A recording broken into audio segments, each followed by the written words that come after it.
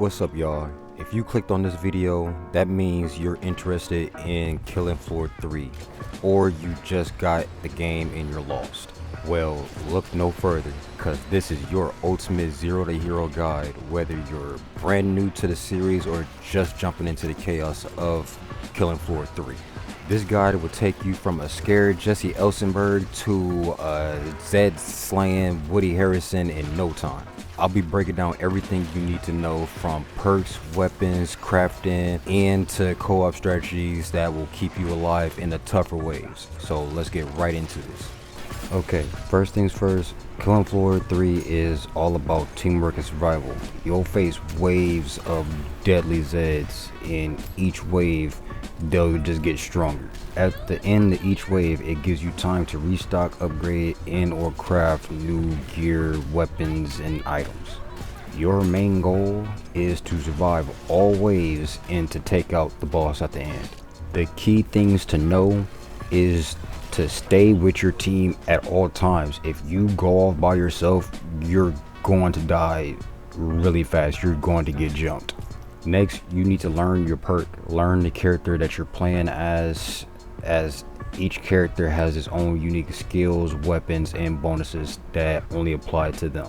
And don't waste all your dash at the beginning of the match, like the first two waves, because you'll need armor and better weapons when you get further up, because they will take you out.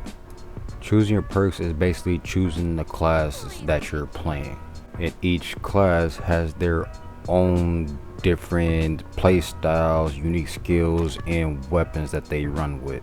And you start off with 6 perks: Commando, Engineer, Firebug, that's my personal favorite, Medic, Ninja, which is everybody's favorite. I see everybody running Ninja at the moment, and Sharpshooter. If you are 100% new to Killing Floor, I recommend playing Commando or Medic, as they are both beginner friendly and they are meant to help out the team.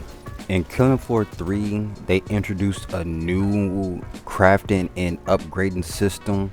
So instead of relying on the trader pods, you can now collect materials from crates or Zeds when they drop.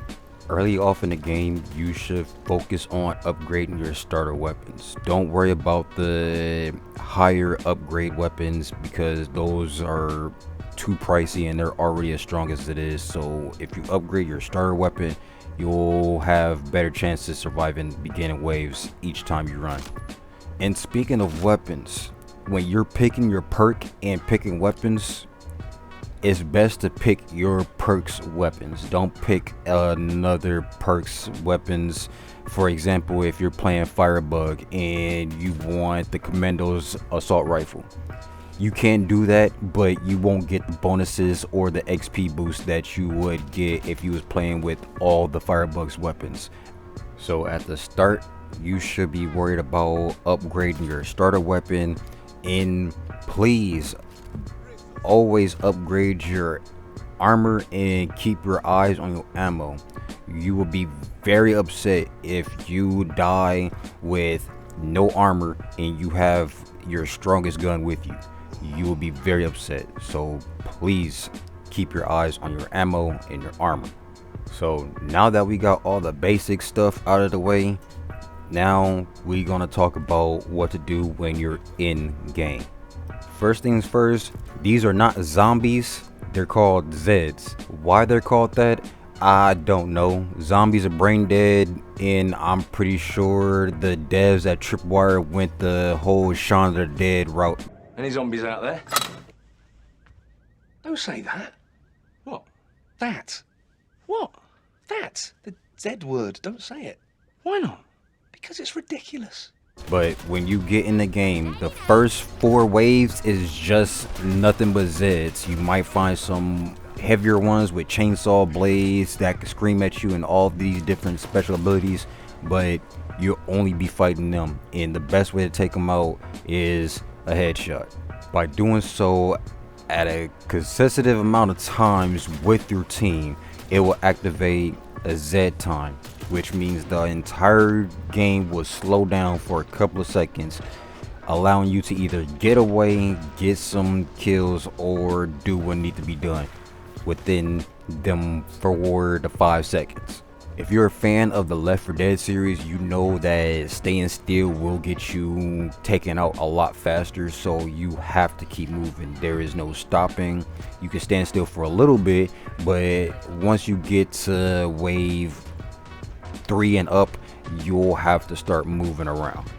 Little mini hint that if you have 1 or 2 people on your team that has the multi-tool, that will help you out a lot, because it will open certain doors, activate traps and turrets, and will activate zip wires that can help you get from one point to the next with safety. As the waves progress, you will start finding and fighting larger Zeds like the Flesh Pound or the Scrates. I really do not like this guy, but damn, he's so fucking cool. And at this point, you will have to work as a team. You have to stay together more than ever. So if you are with your team, fire on the big guys, especially the Flesh Pounds. If you have grenades or heavy weapons like Firebug or the Engineer, save them for the big guys, because you will need to take them down quickly, because if they start grouping up, you will get overwhelmed. And once you activate Z time, it's best to focus on, like I said, the larger Zeds. And if you have a sharpshooter on the team, oh, they work wonders during Z time. So if you are a sharpshooter main, yeah, Z time is your time. Okay, so now you're at the boss wave, and this is where you'll have to stack all your ammo, stick together as a group, and unload everything you have into the boss. Everything you have learned from the waves will go into this one fight, using the environment, using cover. If you have the multi-tool, like I said in the middle of this video, use them to activate turrets, traps. Use anything to your disposal to make sure you get this boss out immediately, because you won't be fighting just a boss. Certain bosses will spawn minions for you to fight, and that will overwhelm you if you let the ads build up. Now, my last final tips that I can give you guys is, 1, use voice chat. At the moment, there is no text chat in the game. They're working on it, so use ping to ping items or any location that you want your team to go to, or use voice chat to let them know, hey, I found something over this way. Level multiple perks, not just the one that you're fond of playing, because at some point you'll need to spread out and fill that one role that nobody else wants to or can. Like, you're going to need a healer at some time and point, because the healers are actually pretty damn good, especially if you know how to work their ultimate. Learn map awareness, because there will be moments where you need to retreat. There's some areas that's actually good to fight a swarm of Zeds coming at you, and there are some choke points that you can use to line the Zeds up and clear them all out.